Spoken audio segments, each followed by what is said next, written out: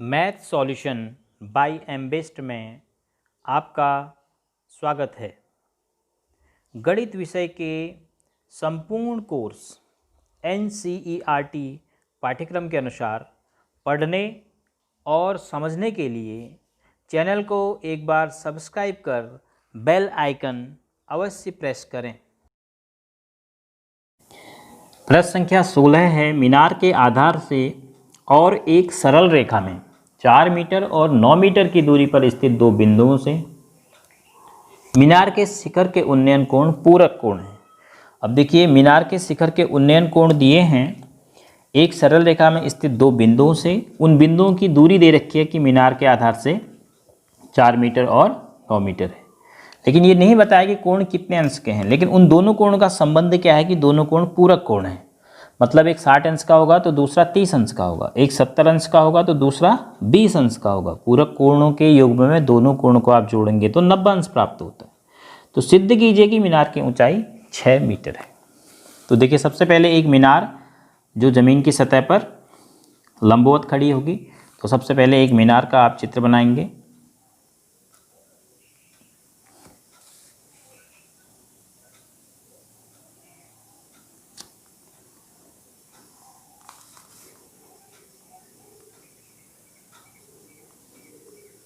ये मीनार का आधार, इससे कुछ दूरी पर 4 मीटर पर एक बिंदु, फिर आगे बढ़े तो 9 मीटर पर दूसरा बिंदु। यहाँ तक की दूरी यहाँ से है 9 मीटर और यहाँ तक की दूरी यहाँ से है 4 मीटर। तो एक बार यहाँ से देखा गया और एक बार यहाँ से देखा गया मीनार के शिखर को। तो उन्नयन कोण कैसे बनेंगे? दृष्टि रेखा आपको खींचनी पड़ेगी।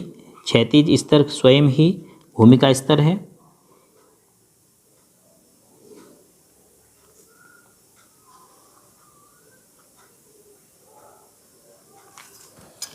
तो अब चूंकि ये जो कोण दिए हैं यह 60 अंश का है तो यह 30 अंश का है, तो ऐसा हम मान नहीं सकते, क्योंकि पूरक कोण है तो हम अंकों में नहीं मान सकते। तो हम मानेंगे कि यह कोण थीटा है, तो यह कोण 90 ऋण थीटा है।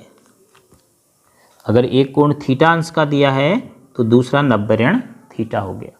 और मीनार भूमि की सतह पर लंबवत खड़ी होगी तो यह कोण हो जाएगा 90 अंश का। तो मीनार है AB, बी मीनार का आधार, एक बिंदु C जो मीनार के आधार से 4 मीटर की दूरी पर स्थित है, और दूसरा बिंदु D जो मीनार की जड़ से यानी मीनार के आधार से 9 मीटर की दूरी पर है।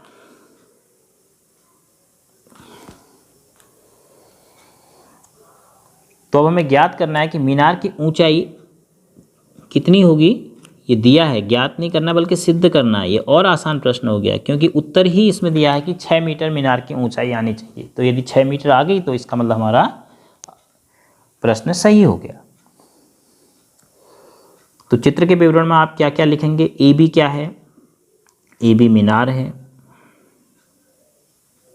प्रेक्षक कौन है, कहाँ कहाँ से देखा जा रहा है? C और D, C एवं D, ये दोनों क्या हैं? प्रेक्षक हैं।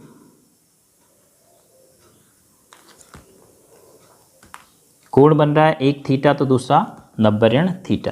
तो माना आपने कि माना मीनार की ऊंचाई AB बराबर H। सबसे पहले आप दो समकोण त्रिभुज ढूंढेंगे। एक मिला ABC, दूसरा ABD।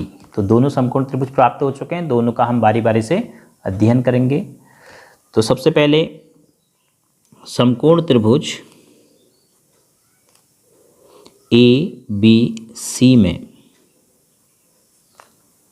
tan थीटा बराबर, क्योंकि लंब और आधार की ही बात करनी है तो tan का इस्तेमाल करेंगे, लंब बट्टे आधार।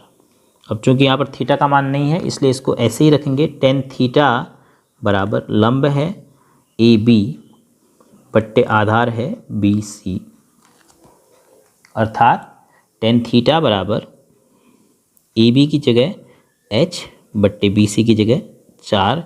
इसको हम दे देते हैं नंबर 1 नाम, क्योंकि थीटा का मान तो हमें पता नहीं है। दूसरा समकोण त्रिभुज है ABD में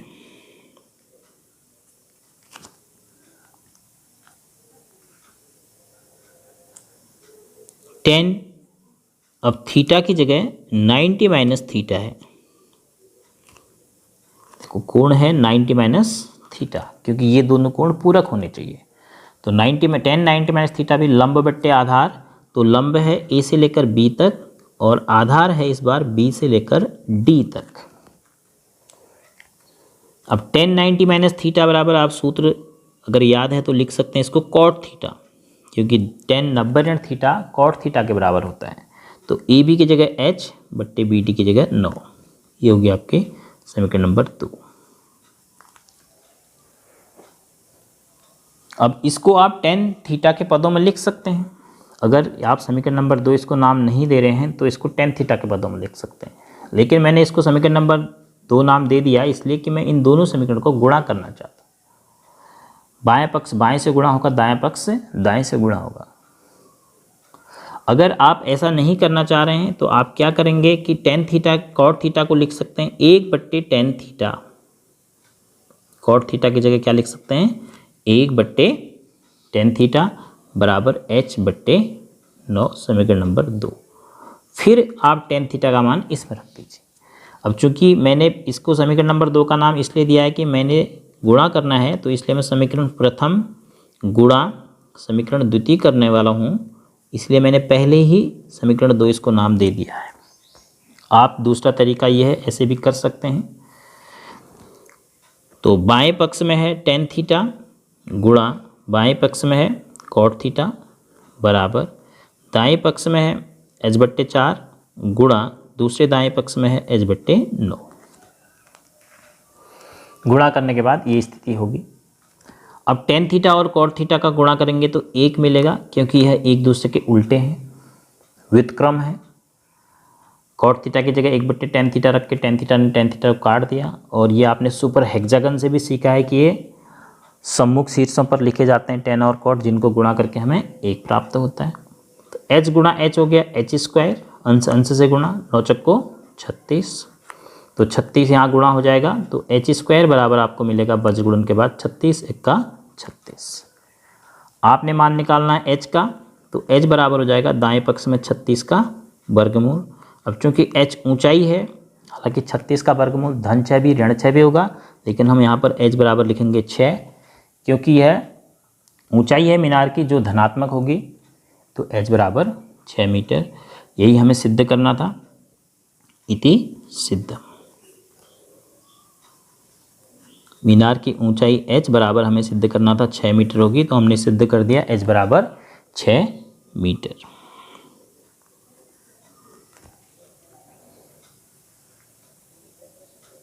यदि आप इस तरीके को फॉलो करेंगे तो फिर आप इसको नंबर 2 नाम देने के बाद 10 थीटा का मान यहाँ पे रखना, फिर आपको h बराबर 6 ही प्राप्त होगा। अगर आप इस तरीके फॉलो कर रहे हैं तो फिर इसको नहीं लिखना है।